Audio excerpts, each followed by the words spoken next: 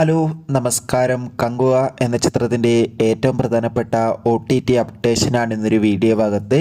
വീഡിയോയിൽ മുൻപ് video like ചെയ്യുക, ചാനൽ സബ്സ്ക്രൈബ് ചെയ്യുക. നവംബർ മാസം ധാരാളം ചിത്രങ്ങൾ OTT റിലീസ് ചെയ്യുന്നുണ്ട്. നമ്മുടെ ചാനൽ ഭാഗം പരിശോധിച്ചാൽ നിങ്ങൾക്ക് കാണാൻ വേണ്ടി സാധിക്കുന്നതായിരിക്കും.